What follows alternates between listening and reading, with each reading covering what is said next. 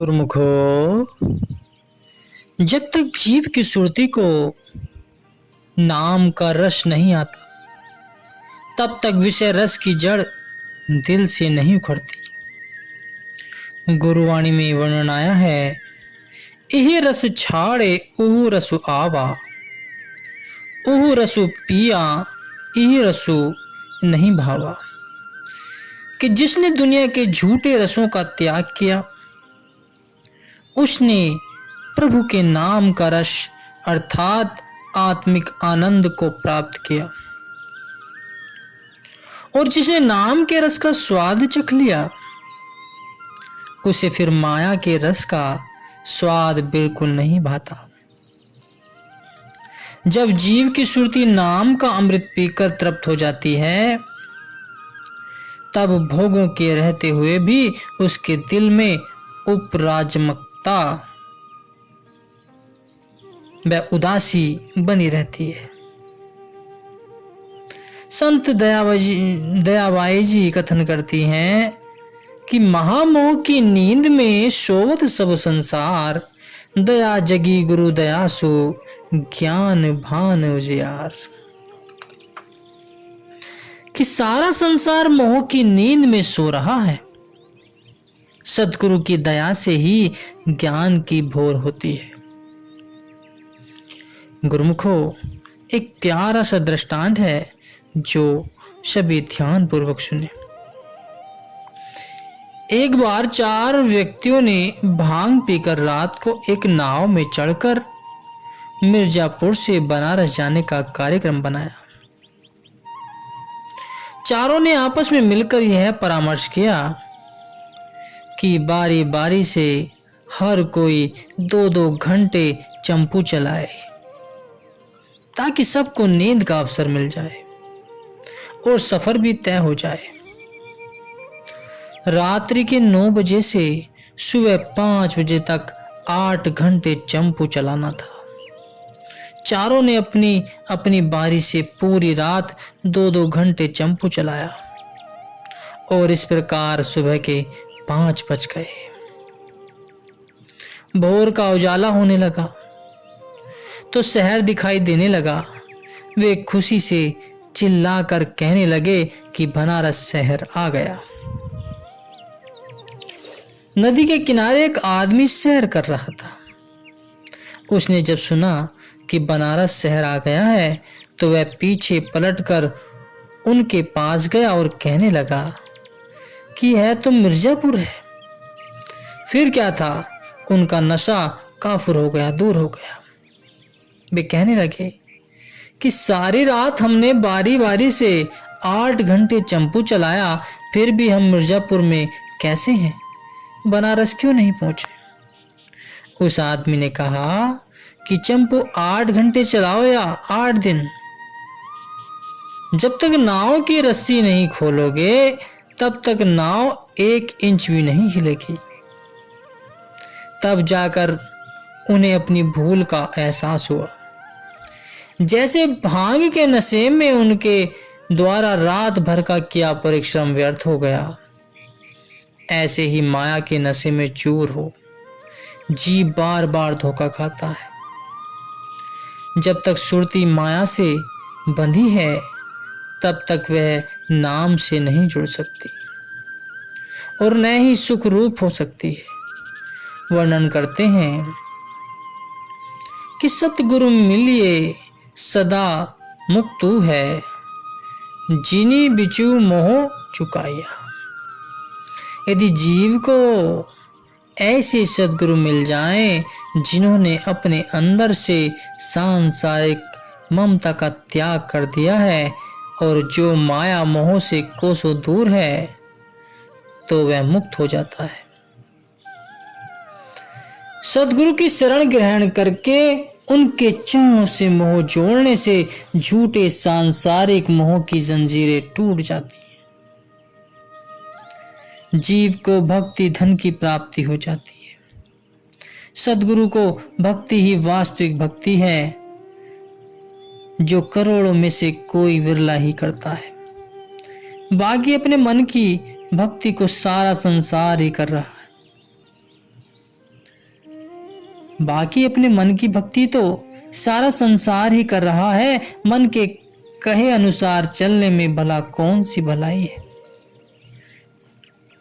भलाई तो सदगुरु के वचनों को मानने में है।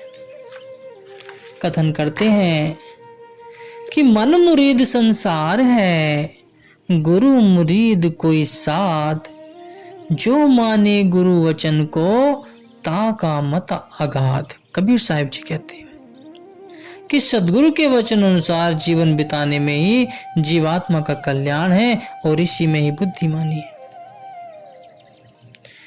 जिसने भी सच्चे दिल से भक्ति की, संसार ने चाहे उन्हें कितने भी यातनाएं दी, परंतु वे अपने मार्ग पर अडिग रहे। उन्हें सत्य का बल प्राप्त था, इसलिए उन्हीं की ही विजय हुई। भक्ति मती मीराबाई जी को जो उसके अपने सगे संबंधियों ने ही नहीं पहचाना और उसे अनेक प्रकार की यातनाएं भी दी, यही नहीं उन्हें मारने के लिए विष का प्याला भी भेजा गया। लेकिन जिसे प्रभु का भरोसा है, कोई उसका बाल भी बांका नहीं कर सकता। विष को अमृत बनाने वाले से बेखबर होकर वे ये समझ रहे थे कि जो हम चाहेंगे वही होगा। संत फरमाते हैं कि प्राणी रामो ने चेतई मंदी माया के अंधु, कि माया के मोह में फंसकर आत्मज्ञान से विहीन मनुष्य परमात्मा के नाम को याद नहीं करता। भक्ति से विहीन मनुष्य को परमात्मा दृष्टिगोचर नहीं होता, क्योंकि वह माया के नशे में अंधा हुआ पड़ा है। दुनिया में नाम व यश तो भक्तिवान को ही मिलता है। आज भी लोग भक्तिमती मीरा के शब्द पढ़कर आत्मिक आनंद से सराबोर होते हैं। गुरुमुखो, प्रहलाद भक्त छोटा सा बालक था। न तो उसके हाथ में कोई हथियार था, ना ही धन का कोई बल था। उसे केवल अपने इष्ट देव प्रभु परमात्मा का आधार था। उनके चरणों में दृढ़ प्रीति एवं पूर्ण विश्वास था। उसे कितनी यातनाएं दी गई, परंतु भगवान जिसके अंग संग हो, जिसके रक्षक हो, उसका कोई कुछ नहीं बिगाड़ सकता। हिरण्यकश्यपु ने प्रहलाद को जान से समाप्त कर देने के लिए क्या क्या यत्न नहीं किए। उसे पहाड़ से नीचे गिराया, गहरे पानी में डुबोया, मस्त हाथी, पागल हाथी के पैरों तले रोंदने का प्रयास किया, परंतु वह हर तरह से नाकामयाब रहा।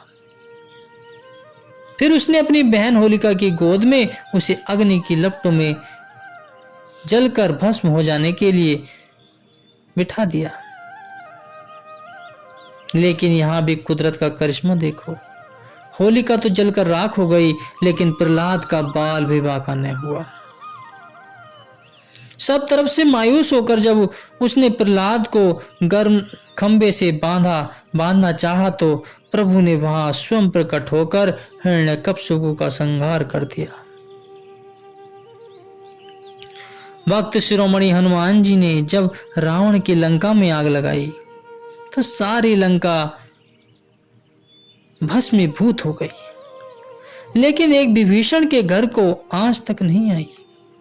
भगवान शिव जी ने जब यह संवाद माता पार्वती जी को सुनाया, तो उन्होंने प्रश्न किया कि उस प्रचंड अग्नि की लपेटों से विभीषण का घर जलने से कैसे बच गया।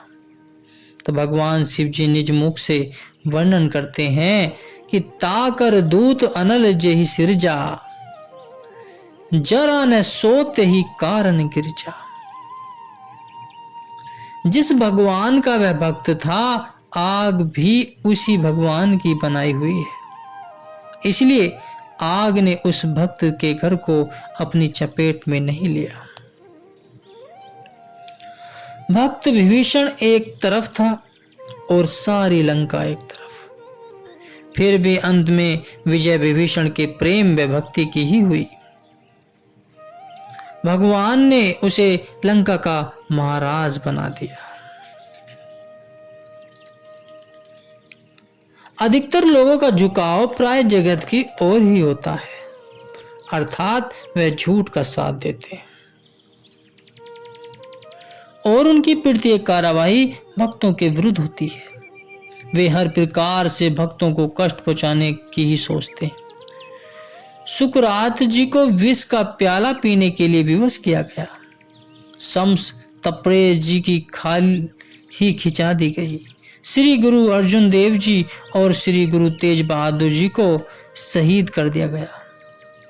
भक्तिवान और प्रभु प्रेमियों को दुनिया ने कष्ट ही पहुंचाया, क्योंकि भक्ति की समझ प्रत्येक इंसान को नहीं होती और न ही सबके भाग्य में सत्पुरुषों की संगति लिखी होती है। वक्त के महापुरुषों की चरण शरण ग्रहण करना और उनकी आज्ञा मौज में चलना कोई सरल कार्य नहीं है, क्योंकि इस राह में मन को मारना पड़ता है। फिर मन भला अपनी मृत्यु की राह को कैसे अपनाएगा? वह तो अपनी तरफ से अपने आप को बचाने की पूर्ण चेष्टा करेगा। मन का तो स्वभाव ही है कि वह जीव को गुमराह करके उसे अपने जाल में फंसाए रखता है। परंतु जिन्हें सत्पुरुषों का संग मिल जाता है और जो दृढ़ता से उनका दामन थाम लेते हैं, वे मन के भुलावे में नहीं आते और न ही लोभ व भय के बस होकर मालिक से मुंह मोड़ते। भक्त ध्रुव सौतेली माता द्वारा प्रताड़ित करने पर जब भक्ति करने के लिए घर से बाहर निकला तो उसके पिता ने उसे आधा राज्य देना चाहा। उसने दिल में विचार किया कि अभी तो केवल भक्ति करने का ख्याल ही मन में उठाया है तो आधा राज्य मिल रहा है। यदि मैं सचमुच इस राह पर अग्रसर हो जाऊं तो न जाने दुनिया की कौन कौन सी दौलत मेरे दामन में आ जाएगी। उसने जंगल के दुखों की परवाह न करते हुए अपने मन चित्त को मालिक के चरणों में कायल कर दिया और मालिक ने उसकी पुकार को सुनकर उसे भक्ति के साथ साथ अटल राज्य भी प्रदान कर दिया। जिसने भगवान को पा लिया फिर उसके लिए किस बात की कमी शेष रह जाती है। जो सत्संग की ओर रुख करते हैं माया उनके पीछे परछाई बन घूमती है। वे भले ही सांसारिक पदार्थों की कामना न करें, परंतु उन्हें किसी भी प्रकार की सुख सुविधा की कमी नहीं आती। जिनकी सत्संग में रुचि नहीं होती और जो प्रभु की सत्ता को नहीं मानते, वे भक्ति से विहीन रहकर केवल व्यर्थ की बातों में अपना अनमोल जीवन गवा कर चले जाते हैं। महारानी द्रौपदी को जब कौरवों की राज्यसभा में लाया गया तो दुर्योधन ने अपने भाई दुशासन को द्रौपदी का चीरहरण करने के लिए कहा, लेकिन जहां प्रभु ढकने वाला ढके उसे कौन उखाड़ सकता है। भगवान ने साड़ियों का इतना ढेर लगा दिया कि दुशासन अपना पूरा जोर लगाकर भी द्रौपदी का कुछ न बिगाड़ सका। भगवान अपने भक्तों की लाज स्वयं रखते हैं। नामदेव भगत जी की प्रशंसा व कीर्ति सुनकर उस समय के ब्राह्मण और काजी उनसे बहुत ईर्ष्या करते थे।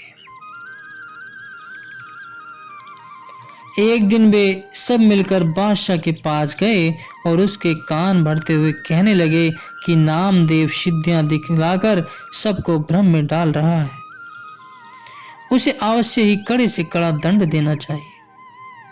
आप उसे अभी दरबार में बुलाकर सजा सुनाइए।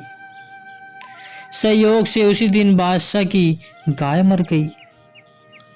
अब तो विद्रोहियों को बादशाह को उकसाने का कारण मिल गया। वे बादशाह से कहने लगे कि नामदेव अपने आप को भगवान का बहुत बड़ा भक्त मानता है उससे कहो कि अगर वह सच्चा भक्त है तो इस गाय को जीवित करे, अन्यथा सजा भुगतने के लिए तैयार रहे। बादशाह ने अपने सिपाहियों को भेजकर भगत नामदेव जी को राज दरबार में पेश होने का आदेश दिया। बादशाह ने कहा कि यदि तुम सच्चे भक्त हो, प्रभु में आस्था रखते हो, तो इस मृत गाय को जीवित करके दिखलाओ, वरना दंड भुगतने के लिए तैयार हो जाओ। भगत नामदेव जी ने कहा कि मुझे अपने प्रभु पर पूर्ण विश्वास है, वह सर्वशक्तिमान है और वह मुर्दे में भी प्राण भर सकता है। इतना कहकर भगत नामदेव जी ने जैसे ही भगवान के चरणों में प्रार्थना की तो भगवान स्वयं प्रकट होकर कहने लगे कि यदि तुम चाहो तो गाय को जीवित करके इन ब्राह्मण और काजी के प्राण हर लूं। भगत नामदेव जी ने प्रभु को केवल गाय को पुनः जीवित करने की प्रार्थना की। गाय तुरंत उठकर पास पड़ी घास को खाने लग गई। यह देखकर बादशाह भगत नामदेव जी के चरणों में गिर पड़ा। काजी और ब्राह्मणों ने सोचा था कि वे नामदेव जी को नीचा गिराएंगे, परंतु भगवान की कृपा से उनकी ख्याति सर्वत्र फैल गई।